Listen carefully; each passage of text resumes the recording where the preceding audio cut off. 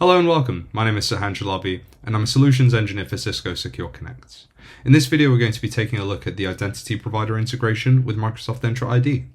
To get started I want to talk about a couple of points.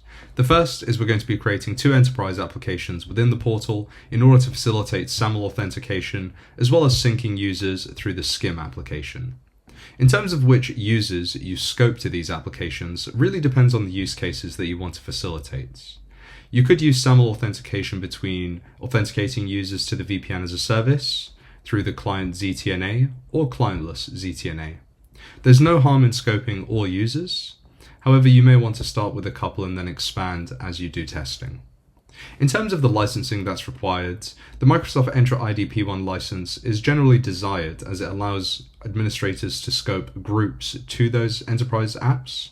However, the free licensing will also work in terms of syncing users over and challenging them for SAML authentication.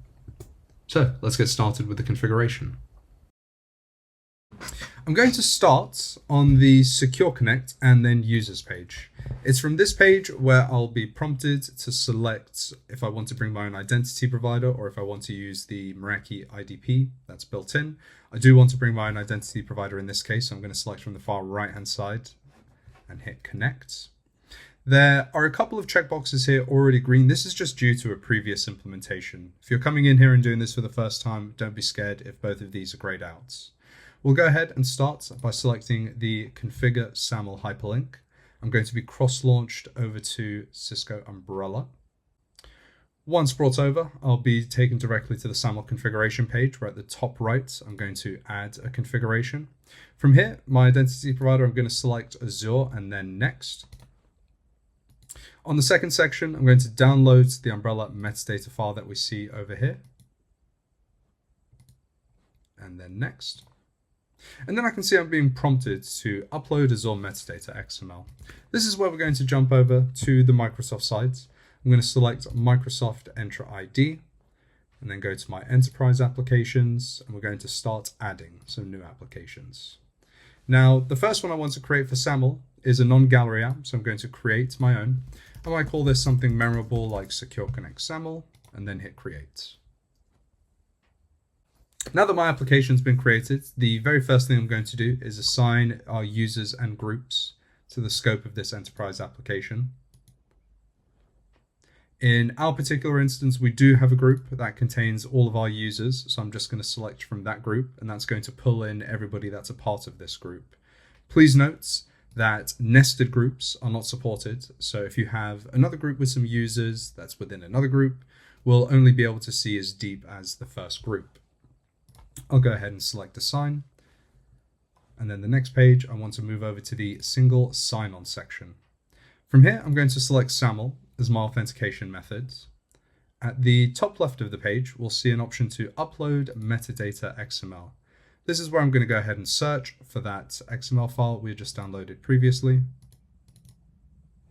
and select add. From there we'll get a slider window on the right hand side telling us the file has been uploaded successfully, and I'll go ahead and save that.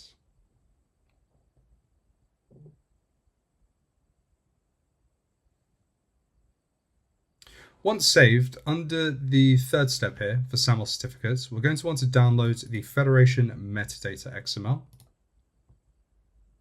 And once that's downloaded, we can come back over to the Umbrella dashboards and upload that file here. I'm going to go ahead and leave the reauthenticate users interval set to daily. I can see my SAML configuration has been saved. And in our instance, I'm also going to disable IP surrogates as well.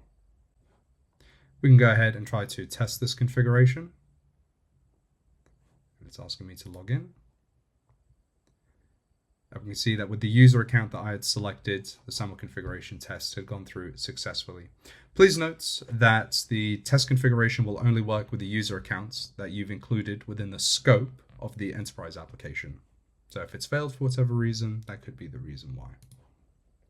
Coming back over, the SAML configuration is done, but we do also want to provision SCIM as well. So we'll come back to the Azure portal and I'll go to my enterprise applications. If I refresh this now, I should see the SAML app that we've created. Fantastic. So let's get started with the SCIM app. Now the SCIM app is a gallery app. If we search for Cisco User Management, we'll find the application that we're looking for. And then I'll go ahead and rename this as well to Secure Connect Skim and create the application.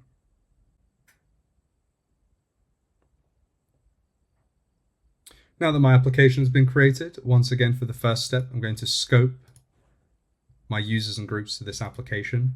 In most instances, you'll probably just want to select the same scope of users for your SAML app. And then I'm going to go over to the provisioning tab.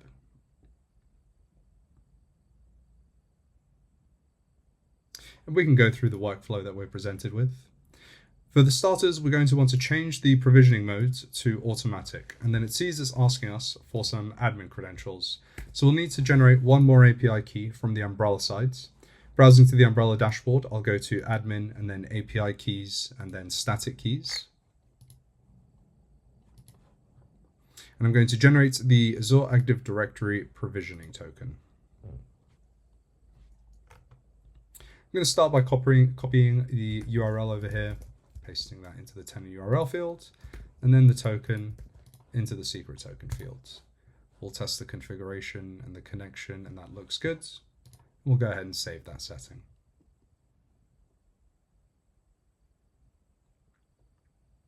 The last step is to actually start the provisioning.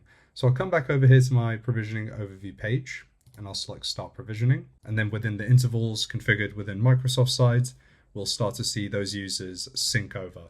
If you did want to test a couple of users right out of the gate and you didn't want to wait for that automatic sync to happen, you can provision users on demand. We'll go back over to the Umbrella site. At the top right of the page, I'm going to select Return to Secure Connect. And hopefully when we come back, we should see everything green and checked. And when I select Done, we'll start to see our users loaded here. Thank you very much for joining, and all the best. Take care.